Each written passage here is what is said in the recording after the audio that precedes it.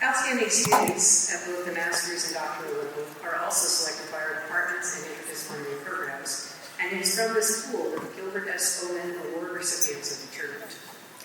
These prestigious school-wide honors are awarded to one doctoral student and one master's student for outstanding scholarship and demonstrated commitment to the field of public health. Today we will hear from both doctoral and master's recipients of the 2023 Owen Award. First from Carole Brady, this year's master's recipient.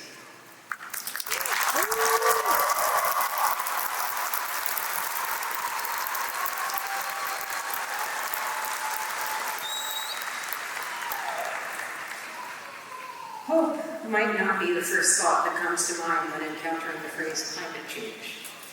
But for Carole Brady, who has daily conversations about health and climate change with researchers worldwide, she sees a lot to be hopeful about. Carole studied international relations as an undergraduate at the University of Denver, and while she enjoyed learning how countries can work together to solve problems, she was also looking for a field of study that had more meaningful health-centered human stories. She graduated toward climate change and its health impacts.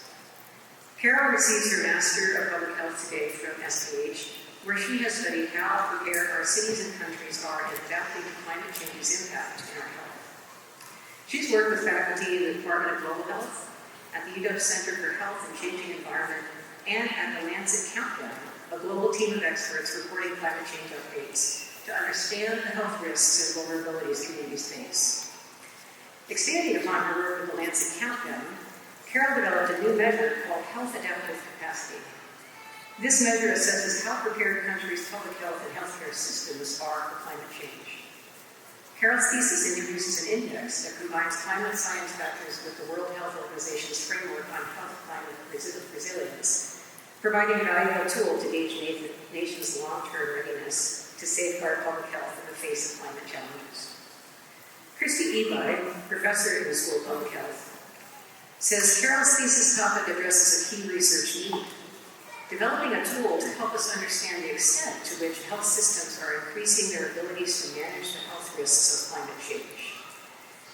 She has been doing highly valuable research that will break new ground into thinking about how to monitor a key dimension of increasing public health resilience.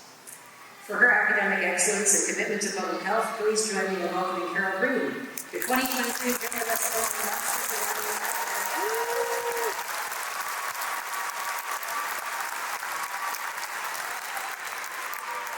Hello, students, staff, faculty, friends, and family. It is such an honor to be celebrating the class of 2023 with you today. So when I was preparing the speech, I did a quick mental debate of whether the speech was going to be funny, motivating, sentimental, or focused on activism. Motivating very quickly got moved off the list. I will leave that to the likes of Brene Brown. Sentimental was just going to make me cry with you all and get lots of sad looks from my friends and family. Funny is also not my forte, so even more sentimental and sad looks. And if you know any one of these students, then you already know an activist, so you're talking to them daily. For me, it's a real honor to be standing in front of you all. It's somewhat of an oddity because I am really just a piece of this amazing puzzle of this 2023 cohort.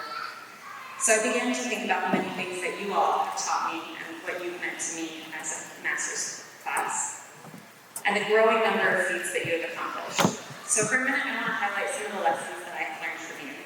This group of newly sealed public health practitioners, doctors, nurses, and passionate advocates for the well-being of humanity. The first one, never prioritize your own career and success over the well-being of people. This is a really challenging first point to start on as we go out into our careers. But I think back to my first quarter here, sitting in Dr. Steve Boyd's global health class and realizing that many of the problems with global health were fueled by individuals who put their career and their gains above listening and recognizing people's perspectives around them. If they could step back for a minute to slow down and listen, so many harms could have been avoided.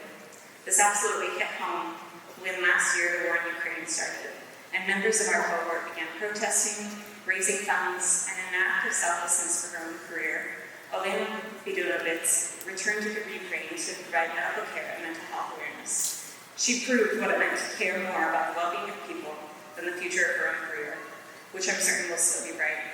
And I'm confident that so many members of this cohort would have done the same thing. Yeah, true story.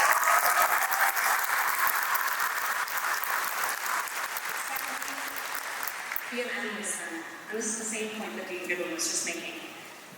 In the show Ted Lasso, which if any of you watched over the pandemic is excellent, he repeatedly says be a goldfish. And it's this reference to forgetting the things that you need to and moving on from the challenges life throws at you. And I'm not at all against that sentiment, but I think this class is better than that. I think we embrace the challenges and we learn how to grow from them. I know many of you who came here as doctors, nurses, medical professionals, and you already knew so much, yet you continue to want to learn more for your communities and the people you would serve. So don't be like a goldfish, be like a tree, soaking up the challenges and learning how to turn them into something good. Point 3, care enough to ask the questions nobody is asking. Sometimes I think this is the best thing about public health. We have to be curious, we have to ask questions, like why are some people getting sick when others aren't? Why are kidney donations less successful in some regions than others? What is food safety like in Washington State, and can we make a podcast about it? We also have to learn to be intentional and to ask questions about the areas that people no one's asking about. I saw this in many of your research around rural communities, like the importance of connecting rural communities in Zimbabwe, researching infections in hospital, trying to understand how transportation affects access to healthcare in rural areas. We care enough to ask the questions that nobody else is asking. Thirdly, maybe fourthly, I got lost, you're more capable than you realize. Over the past 2 years, members of this cohort, and just a warning, I am speaking to the master's students, so many of you have done so much more. But over the past few years, many of you have worked to identify affordable nutrient-dense foods in Brazil and Mexico. You've helped with COVID-19, COVID tracing. You've led anti-racist efforts in public health. You've done community assessments of the health of unhoused communities here in Seattle. You've researched PrEP intake globally. You've done literature reviews of sustainable development goals. You've researched mental health across communities, including aging adults, and working with over 200 organizations across various projects. I think of how often we are impressed by one another's work, how consistently I am amazed by you all. Remember equally that there is someone who is just as impressed by you. Now go and use that to go out and do even more incredible work. And this ties into my last point. I think we have to be there for each other. I hate to break it to you all, but we did not choose the money-making career. Nor did we choose ones with lots of accolades. We chose a career many people will dislike, that will lead to awkward conversations at the family dinner table, and that will inevitably end up in some blog about how wrong we were. But you are not alone. We have supported each other through the pandemics, wars, heat domes over the past several years, and we can continue to support each other through our careers. I'm going to run out of time to give you more examples of the things that you all have taught me over the past 2 years, but I want you as graduates and celebrators of these graduates to know that we can be optimistic about the future. We are a group of people who have seen the world, from a wide breadth of backgrounds and experiences, go through tremendous health burdens and struggles, and yet we are here. We are persisting to do our part in this big challenge, to face the seemingly little challenges day in and day out. We are united in this effort, and even as I hope that we stay in touch to leave to go out around the world, or stay in here in Seattle, we will remain a community, grounded in our deep care for humanity and appreciation for each other. This is to you, class of 2023. May the world be a healthier place.